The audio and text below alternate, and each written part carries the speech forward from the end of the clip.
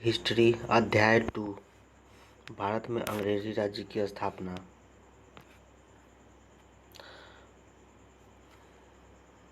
इस अध्याय में हम इंग्लैंड के व्यापारिक कंपनी के बारे में पढ़ेंगे जो हमारे देश में मूलतः व्यापार करने आई थी। धीरे धीरे इस देश पर वह शासन करने लगी। यह घटना अचानक नहीं घटी बल्कि इसके पीछे एक विस्तृत घटनाक्रम था। इस प्रक्रिया को समझने का हम प्रयास करेंगे। कक्षा 7 में पढ़ी गई बातों के आधार पर बताएं कि 8वीं शताब्दी में किस देश की व्यापारिक भारत में व्यापार करने आए थे। 1707 में मुगल बादशाह औरंगजेब की मृत्यु के पश्चात भारत में कौन कौन से राज्य बने। कुछ ऐसे यूरोपीय देशों के नाम बताएं जो 15वीं से 17वीं शताब्दी के बीच व्यापार करने के उद्देश्य से हमारे देश में आए थे। भारत और यूरोप के बीच व्यापार। भारत और यूरोप के बीच प्राचीन काल से ही व्यापारिक संबंध थे। स्थल मार्ग से होने वाले इस व्यापार में अब अरब सौदागर की भूमिका महत्वपूर्ण थी। वे भारतीय व्यापारियों और कारीगरों से सामान खरीदकर अरब के बाजारों में लाते थे, जहां से यूरोप के व्यापारी उसे खरीदकर अपने देशों में के बाजारों में पहुंचाते थे। इस तरह व्यापार से दूसरे से यूरोप के लोग तक ये सामान पहुंचते पहुंचते काफ़ी महंगे हो जाते थे। साथ ही इस व्यापार में यूरोप के व्यापारियों का मुनाफा भी कम होता था। 15वीं शताब्दी में के आसपास यूरोप के व्यापारियों ने लाल सागर से होते हुए स्थल मार्ग से भारत आना शुरू किया, लेकिन इसमें उन्हें अनेक कठिनाइयों का सामना करना पड़ा था। 18वीं सदी में भारत आने वाले रास्ते।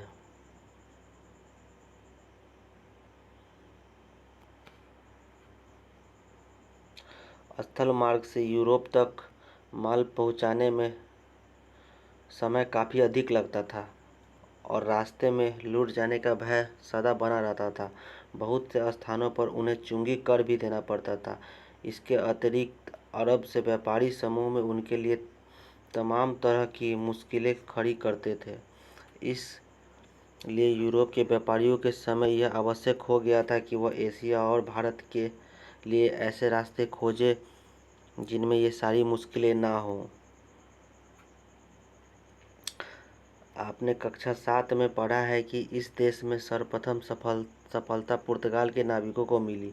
पुर्तगाल का नाविक वास्को डिगामा 1498 में यूरोप से होकर अफ्रीका का चक्कर लगाता हुआ उत्तर मासा अंतरीप यानी केप ऑफ गुड होप के मार्ग से भारत के पश्चिमी तट पर स्थित कालीकट बंदरगाह पर पहुंचा। कालीकट के शासक ने वास्को डिगामा को अपने यहाँ व्यापार करने की अनुमति एवं सुविधा दी। वास्को डिगामा भारत से गर्म मसालों को लेकर वापस लौटा।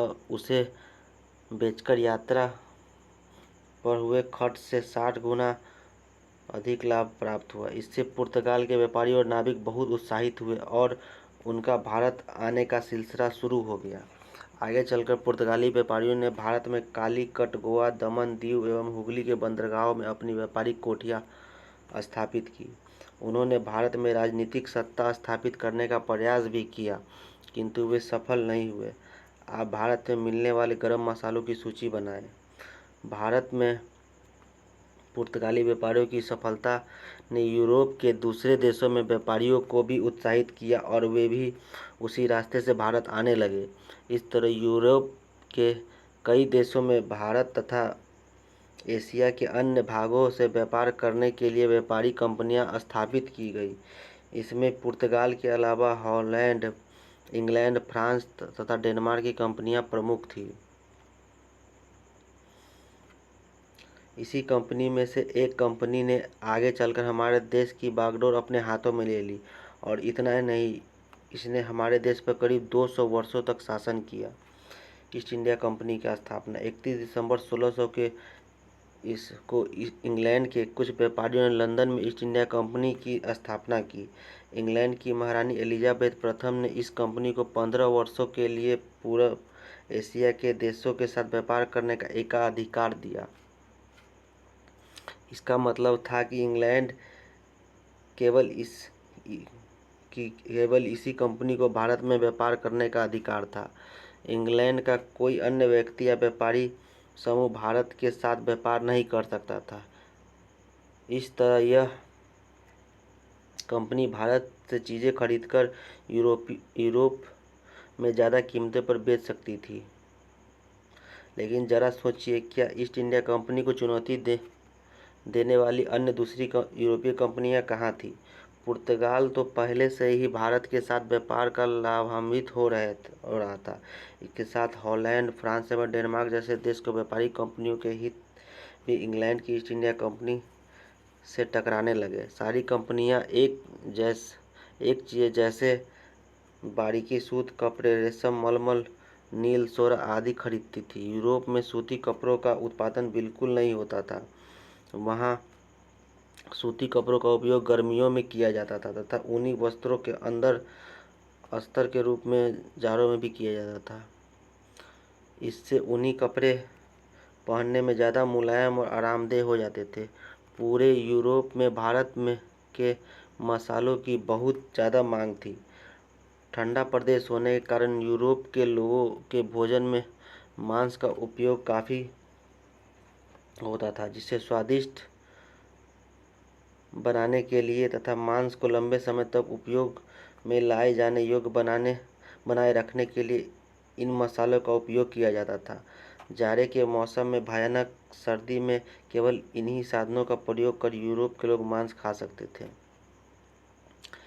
वाणिज्यवाद का मतलब लाभ कमाने के उद्देश्य से की गई व्यापारिक गतिविधियां आती है।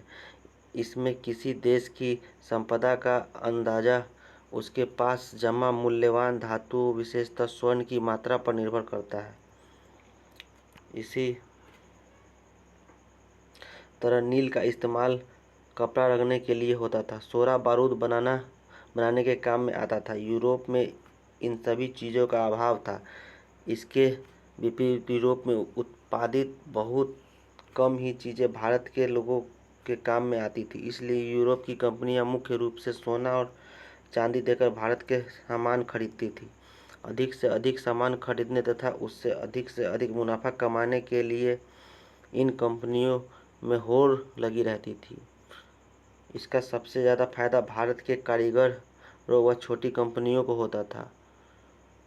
उनका सामान तैयार होने से पहले ही बिक जाया करता था और वह भी काफ़ी अच्छे दामों पर। मगर इस होड़ का एक दूसरा पक्ष भी था। जो कंपनी ज़्यादा वस्तुएं लेकर यूरोप के बाजार में जाती, उसे ज़्यादा मुनाफा होता था। साथ ही अगर एक ही तरह की वस्तुएं एक से ज़्यादा कंपनी बेचती थी तो उस वस्तु की कीमत बाजार में कम हो जाती थी। इसलिए कंपनियां हमेशा इस प्रयास में रहती थी कि दूसरे कंपनियों के मुकाबले से बाहर कर दें। ज़्यादा मुनाफा कमाने तथा बाजार पर एकाधिकार करने की होड़ में इन कंपनियों के बीच हिंसात्मक झड़पें भी होने लगे। आजकल की व्यापारिक कंपनियां ज़्यादा से ज़्यादा मुनाफे कमाने के लिए क्या करती है?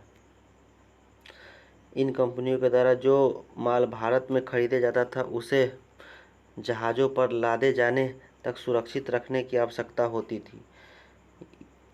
यह खरीदा गया माल फैक्ट्री में रखा जाता था।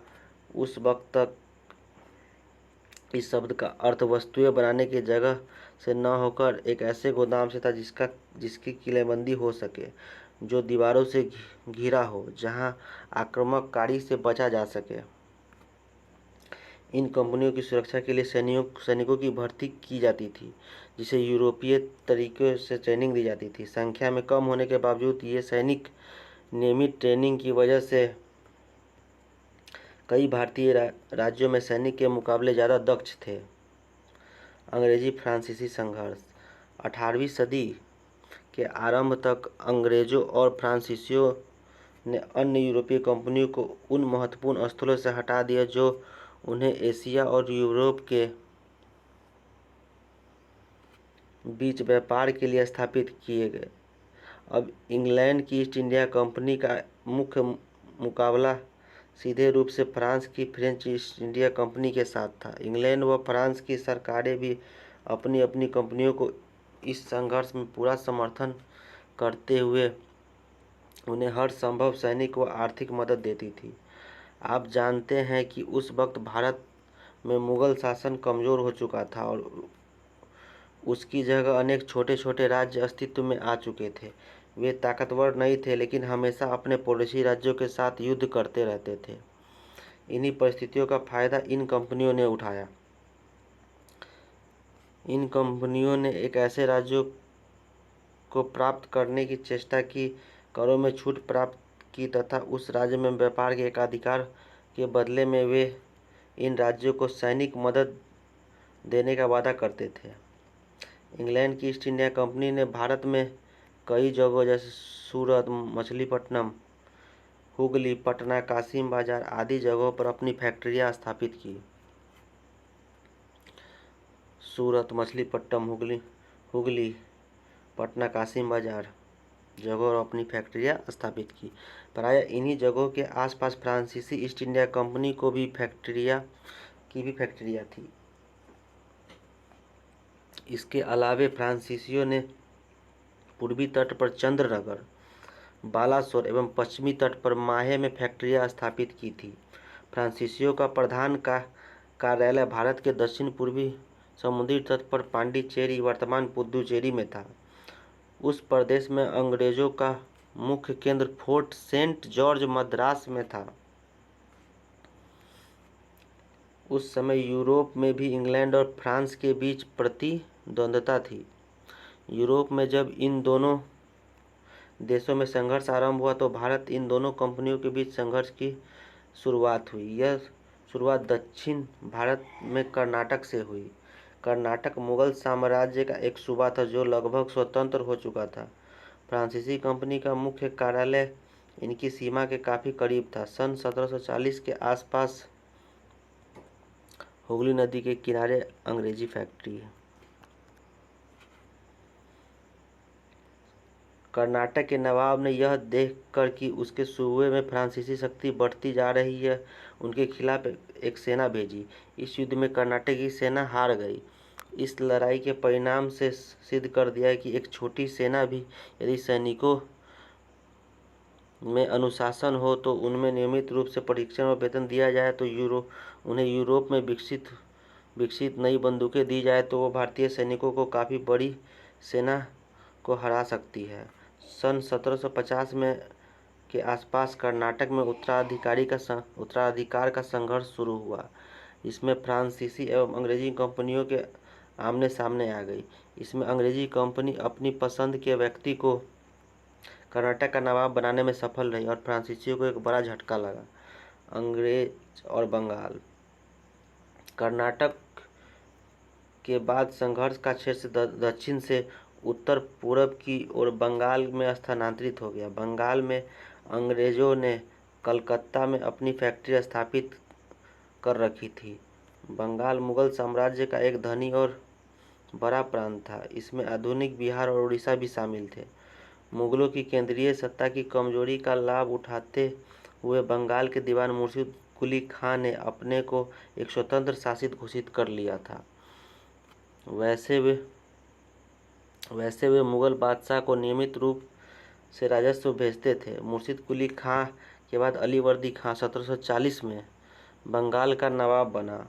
उसने बंगाल के कुशल प्रशासन कायम किया। अलीवर्दी खां ने यूरोप के व्यापारियों को हमेशा अपने नियंत्रण में रखने का प्रयास किया। उसके बाद उसका नाती सिराजुद्दौला नवाब बना। सिराजुद्दौला के नवाब बनने पर उसके परिवार के सदस्यों के बीच साजिश और झगड़े शुरू हो गए। इन साजिशों ने ईस्ट इंडिया कंपनी को बंगाल में हस्तक्षेप करने का अवसर दिया। सिराजुद्दौला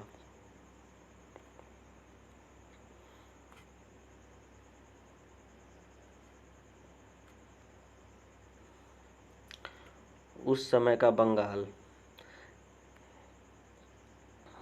एक अंग्रेज इतिहासकार लेखक एसी हिल उस समय बंगाल के किसानों के बारे में लिखता है कि 18वीं सदी के मध्य में बंगाल के किसानों की हालत उस समय के फ्रांस या जर्मनी के किसानों की हालत से बढ़कर थी। यदि उस समय के शहरों की हालत पर नज़र डाली जाए तो बंगाल की राजधानी मुर्शिदाबाद के बारे में स्वयं प्रसिद्ध अंग्रेज सेनापति क्लाइव लिखता है, मुर्शिदाबाद का शहर उतना ही लंबा चौड़ा आबाद और धनवाद है जितना कि लंदन का शहर। अंतर इतना है कि लंदन के धनाढ़ से धनयाढ़ व्यक्ति के पास जितनी संपत्ति हो सकती है उससे बेइंतहा ज़्यादा संपत्ति मुर्शिदाबाद के में अनेक के पास है थे। गोविंदपुर, सूतानाती और कालीकाता तीनों गांवों के मिलने के बाद आगे चलकर इन्हें कलकत्ता कहा जाने लगा। अब इसे कोलकाता कहा जाता है। कंपनी की फैक्ट्री मद्रास एवं बम्बई में भी थे। आज इन जगहों को किस नाम से जाना जाता है?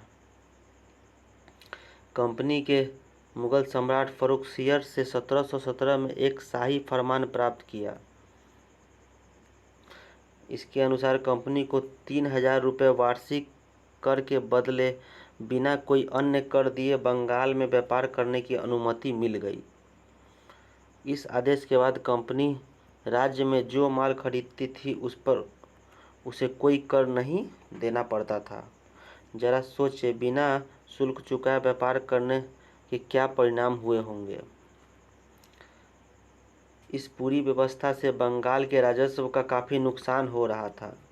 कंपनी को मिली इस छूट का फायदा कंपनी के कर्मचारी अपने निजी व्यापार के लिए भी कर रहे थे। बंगाल के नवाब सिराजुद्दौला को यह व्यवस्था काफ़ी पसंद नहीं आई। उसने कंपनी को बिना शुल्क व्यापार करने से मना कर दिया। उसने कंपनी पर धोखाधड़ी का आरोप लगाते हुए उसकी किलेबंदी के विस्तार पर रोक लगा दी। कंपनी भी यह समझ रही थी कि अगर बंगाल के व्यापार को सुरक्षित रखना है तो सिराजुद्दौला को नवाब के पद से हटाना होगा। इसके लिए कंपनी ने बंगाल के राजनीति को टटोलना शुरू किया। उसने सिराजुद्दौला से असंतुष्ट व्यक्तियों से साठगांठ करना शुरू किया। सिराजुद्दौला की जगह कंपनी में एक ऐसा नवाब चाहती थी जो उसके इशारों पर चल सके। इसके लिए कंपनी ने बंगाल में दो बड़े व्यापारी अमीचंद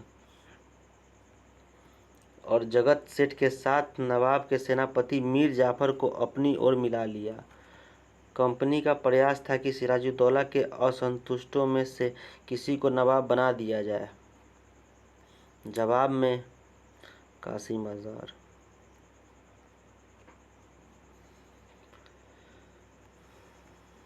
पलासी का युद्ध का चित्र।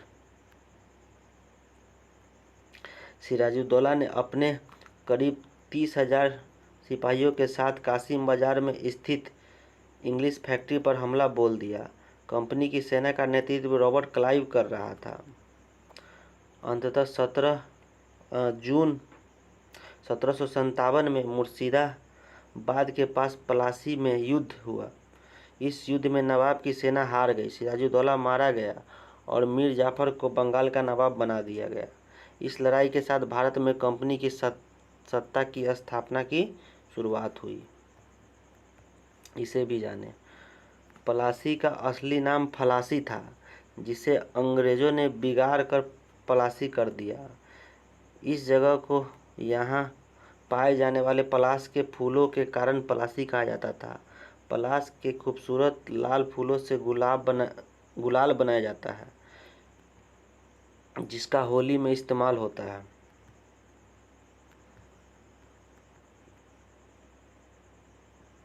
एक जनवरी 1759 को इंग्लैंड के प्रधानमंत्री विलियम पिट के नाम क्लाइव ने यह पत्र लिखा।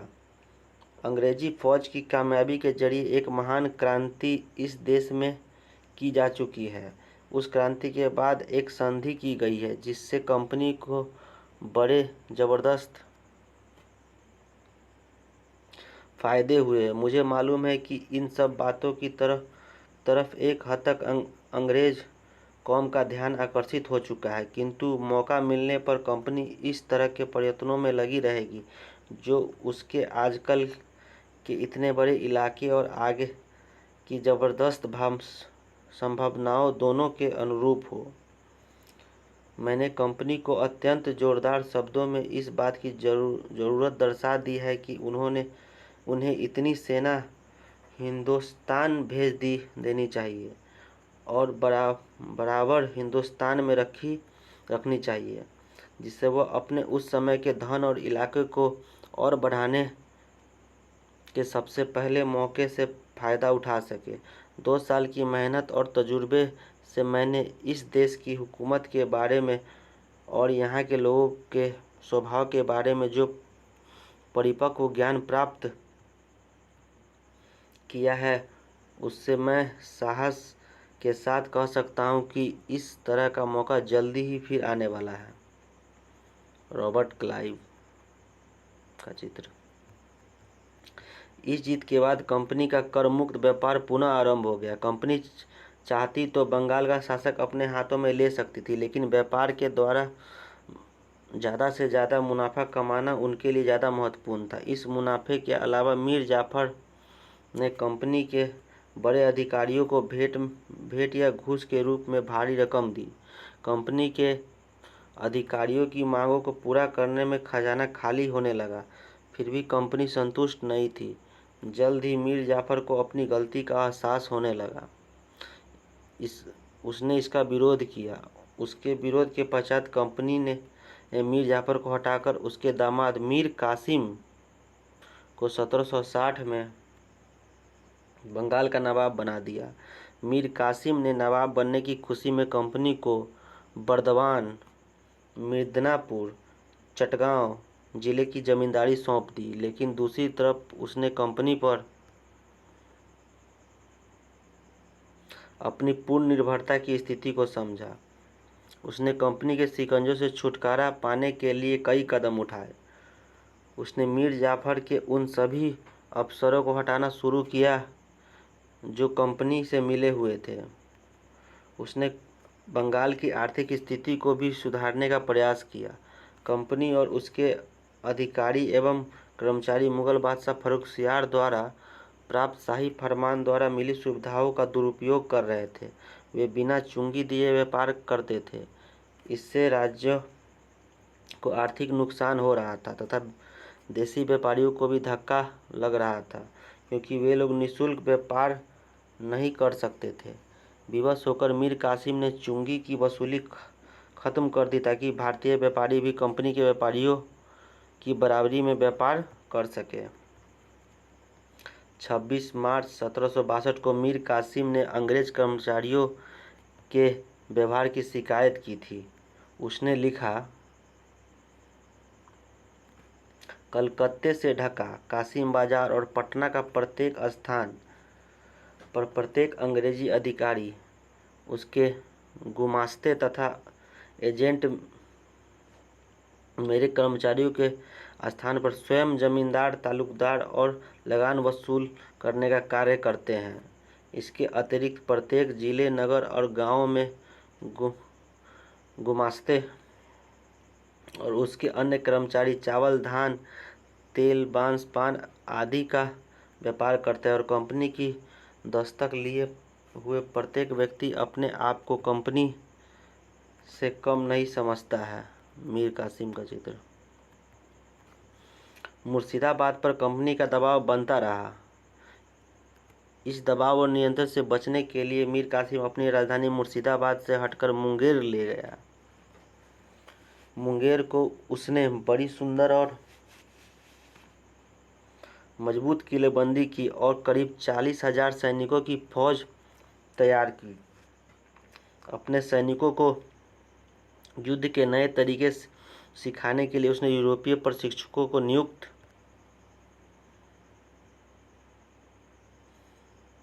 किया। इन्हें भी जाने। मुंगेर का किला। दस्तक का प्रमाण पत्र था कि जो अंग्रेजी फैक्ट्री का अध्यक्ष कंपनी के सामने के संबंध में देता था, जिससे उस सामान के व्यापार पर चुंगी नहीं लगती थी, दस्तक कहलाते थे। इतना ही नहीं, उसने मुंगेर में बंदूक एवं तोपे के कारखानों की स्थापना की। आज भी आप मुंगेर में मीर कासिम द्वारा निर्मित किले को देख सकते हैं। मुंगेर किस नदी के किनारे बसा है तथा मुंगेर किन किन चीज़ों के लिए प्रसिद्ध है, पता करें। निस्संदेह मीर कासिम द्वारा उठाए गए इन कदमों से कंपनी अफसर नाराज हो गए और उन्होंने नवाब को हटाने का फैसला किया। मीर कासिम ने महसूस किया कि वह अकेला कंपनी की फौज का सामना नहीं कर सकता, इसलिए उसने मुगल शासक शाह आलम और अवध के नवाब सिराजुद्दौला से मदद मांगी। 1765 ईस्वी बंगाल की दीवानी प्राप्त करते हैं। इन तीनों ने संयुक्त सेना की कंपनी की सेना के साथ पश्चिम बिहार के बक्सर नामक स्थान पर, बक्सर के बारे में जानते हैं। कहते हैं वेद मंत्र की रचना करने वाले बहुत से ऋषि यहाँ हुए। इस स्थान को वेदगर्भ कहते हैं। यहाँ गौरी शंकर मंदिर के पास एक तालाब है जिसका पहले नाम अगसर अर्थात पाप को दमन करने वाला है। कहते हैं कि वेदशिरा नाम के एक ऋषि ने दुर्वासा ऋषि को उकसाने के लिए व्याघ्र का रूप बनाया, यानी बाघ। इस प्रकार क्रोधित होकर दुर्वासा ने उसे शाप दिया, किंतु व्याघ्र ही बना रहा। अंत में इस तालाब में नहाने से वेदशिरा अपनी असली रूप पा सके। तब से इस तालाब का नाम पड़ा व्याघ्रसर, जिसे पीछे इस शहर का नाम धीरे धीरे व्याघ्रसर से बक्सर और अंत में बक्सर हो गया।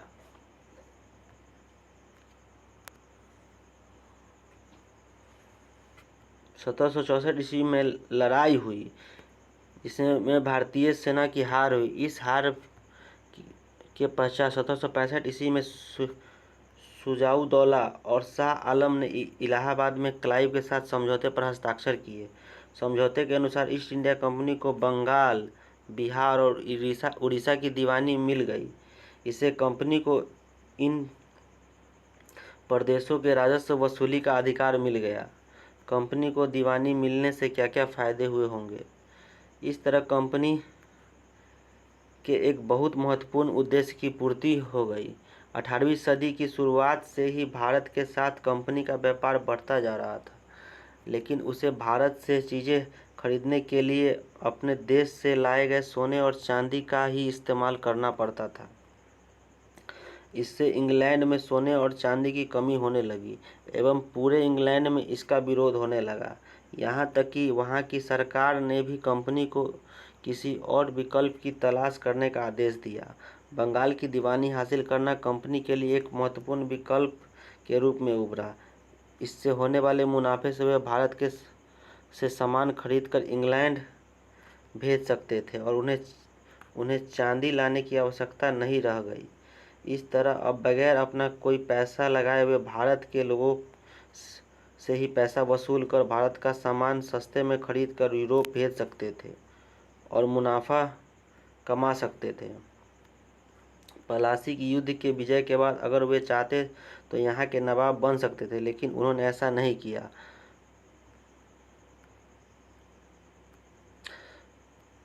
भाषण चलाने के पचड़े के से बचकर उन्होंने व्यापार करना, धन कमाना का सिलसिला जारी रखा। लेकिन बंगाल विजय के पश्चात वे शासन कंपनी के लिए काम करने वाला बंगाल का एक सवार एक अज्ञात भारतीय चित्रकार द्वारा बनाया गया चित्र 1780।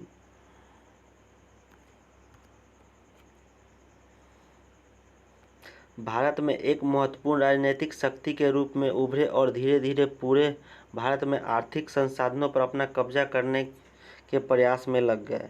बंगाल के बाद कंपनी ने भारत में अन्य राज्यों पर कब्जा जमाने के लिए लड़ाई के साथ साथ विभिन्न राजनीतिक, आर्थिक और कूटनीतिक साधनों को अपनाया। ज़्यादातर राज्य कंपनी की सैनिक शक्ति से डरकर उनकी बातें मानने को तैयार हो गए। ऐसे राज्यों पर अपना नियंत्रण स्थापित करने के लिए कंपनी ने उनके साथ सहायक संधि की। इसके अंतर्गत भारतीय शासकों को अपने क्षेत्र में कंपनी की फौज रखनी पड़ती थी। इसका खर्च भी उन्हें ही देना पड़ता था। अगर कोई शासक खर्च की रकम अदा करने में अपनी लाचारी दिखाता तो जुर्माने के तौर पर उनके इलाके को अपने कब्जे में ले लेती। सहायक संधि को स्वीकार करने वाला पहला शासक हैदराबाद का निजाम और दूसरा शासक अवध का नवाब था। इन दोनों शासकों को अपने राज्यों के कुल हिस्से कंपनी को देने पड़ते थे। इसके अलावा भारतीय शासकों को अपने राज्य में एक अंग्रेजी अधिकारी भी रखना पड़ता था। इस अधिकारी को रेजिडेंट कहा जाता था। रेजिडेंट के माध्यम से कंपनी इन राज्यों के अंदरूनी मामलों पर नज़र रखती थी। उस राज्य का अलग राजा कौन होगा, किस किस को पद देना उचित होगा आदि चीज़ें भी कंपनी के अफसर ही तय किया करते थे।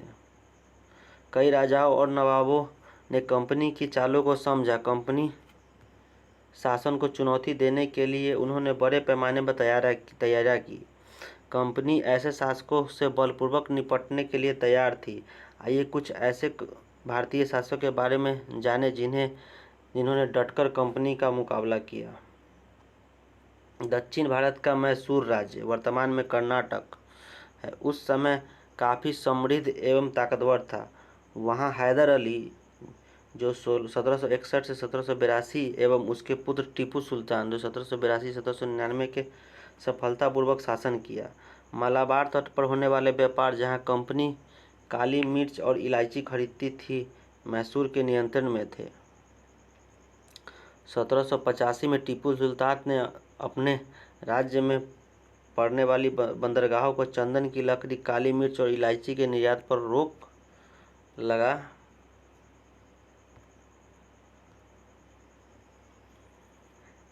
दी। टीपू ने फ्रांसीसियों से मित्रता और अपने सेना के आधुनिकीकरण में उनकी मदद ली। उसने इन कदमों से कंपनी और मैसूर में लड़ाई छिड़ गई। टीपू की कंपनी के साथ आखिरी लड़ाई 1799 श्रीरंगपट्टनम में हुई, जिसे टीपू बहादुरी से लड़ते हुए मारा गया। टीपू की कहानी। राजाओं की छवि अक्सर जनश्रुतियों से भी बनती है। प्रचलित किस्सों में उनकी ताकत का खूब यशगान किया गया। 1782 ईस्वी में सुल्तान बने टीपू के बारे में कहा जाता है कि एक बार वे अपने फ्रांसीसी दोस्त के साथ जंगल में शिकार खेलने गए। वहाँ एक शेर उनके सामने आ गया।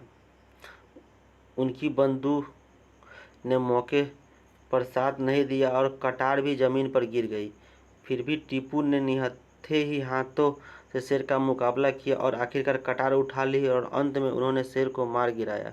इसी के बाद उन्हें शेरे मैसूर कहा जाता लगा। शेरे मैसूर, टीपू सुल्तान का चित्र।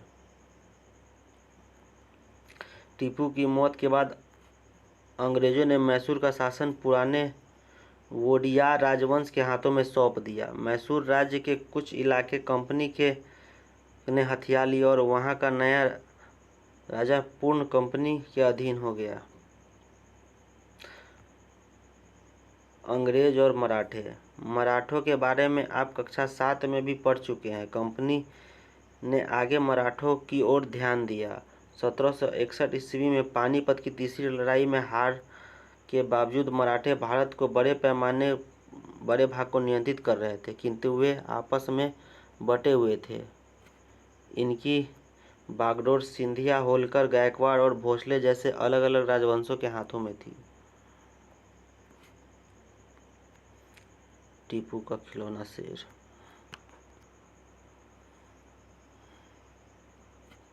कंपनियों के अधिकारियों और फौजों ने मराठों प्रमुख की आपसी लड़ाइयों का फायदा उठाया और एक के बाद एक लड़ाइयों में मराठों को कमजोर कर दिया। अंततः 1817 से 19 के युद्ध में मराठे पूरी तरह से पराजित हुए और मराठों का क्षेत्र भी कंपनी के प्रभावाधीन हो गया। कंपनी और पंजाब।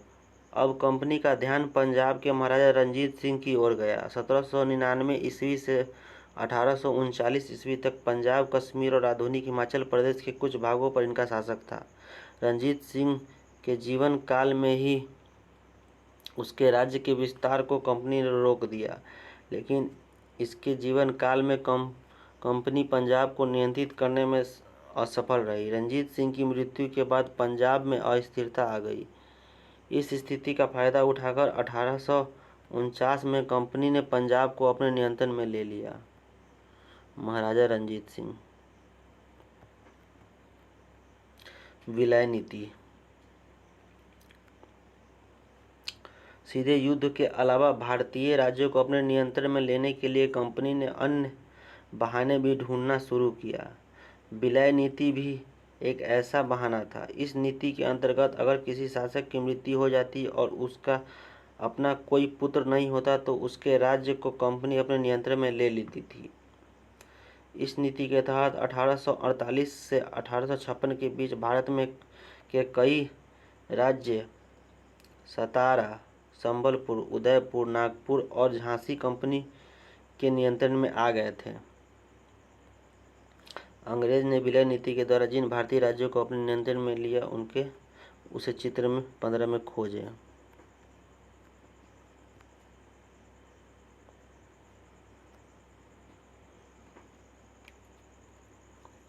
कंपनी हुकूमत की स्थापना। इस प्रकार 1856 ईस्वी तक लगभग संपूर्ण भारत पर कंपनी का नियंत्रण हो चुका था। जरा सोचिए 1600 ईस्वी में स्थापित एक व्यापारिक कंपनी कैसे इतने बड़े साम्राज्य को अपने नियंत्रण में लेने में सफल रही। आइए इसकी सफलता के कुछ कारणों पर विचार करें। जैसा कि आपने कक्षा 7 में पढ़ा था कि 1707 ईस्वी में औरंगजेब की मृत्यु के बाद कई नए स्वतंत्र क्षेत्रीय राज्यों का उदय हुआ था। इसमें आपसी तालमेल का अभाव था। हर राज्य दूसरों के इलाके हड़प कर अपने राज्य का विस्तार चाहता था। एकता के अभाव के कारण भारतीय राज्य एक एक कर आसानी से कंपनी के हाथों पराजित हो गए। कंपनी की सेना के पास भारतीय सेना से बेहतर तोपें और बंदूकें थी। भारतीय सैनिकों की तुलना में उन्हें नियमित रूप से अभ्यास कराया जाता था। भारतीय सैनिकों की तुलना में वो अधिक अनुशासित और उन्हें नियमित रूप से वेतन मिलता था। कंपनी की सफलता के उपयुक्त कारणों के अनुसार सर्वाधिक महत्वपूर्ण कारण क्या हो सकता है? इसके अतिरिक्त आप किसी और कारण के बारे में बता सकते हैं? अपना लाभ सर्वोपरि। आपने देखा कि ईस्ट इंडिया कंपनी जो हम लोगों के देश में व्यापार करने आई थी, किस प्रकार उसने यहाँ के आंतरिक कमजोरियों का फायदा उठाते हुए अपने आप को एक राजनीतिक शक्ति के रूप में स्थापित कर लिया। यहाँ के आर्थिक संसाधनों से लाभ उठाने के लिए होते हुए देश के शासक बन बैठे। इस देश का शासक बनने के बाद इस देश में वस्तुओं के उत्पादन एवं उसमें होने वाले मुनाफे को कंपनी अपने ज़रूरत और लाभ के अनुसार तय करते। आइए इसे एक उदाहरण से समझने का प्रयास करें। सबसे पहले कंपनी भारत में कपड़ा यूरोप में बेचकर मालामाल हो रही थी। फिर जब इंग्लैंड में कपड़े के कारखाने लगे तो वहाँ का बना कपड़ा और दूसरे सामान भारत में बेचने लगे। भारत में वे कपास खरीद कर अपने देश कारखानों में बेचते। वे भारत में कई जरूरी फसलें उगवाकर उन्हें दूर दूर बेचते, जैसे नील, पटसन, अफीम, गन्ना, चाय, कॉफ़ी आदि। इसके अलावा कंपनी कारीगरों से जोर ज़बरदस्ती से बहुत कम कीमत पर माल खरीदने की कोशिश करती। कारीगर गांव छोड़कर भाग रहे थे। कंपनी किसानों से भी ज़्यादा लगान वसूलने की कोशिश कर रही थी। यह सब किस प्रकार हो रहा था, यह आप आगे पाठों में पढ़ेंगे। कंपनी की आड़ में राज्यों में लूट खसोट, धोखाधड़ी मची हुई थी।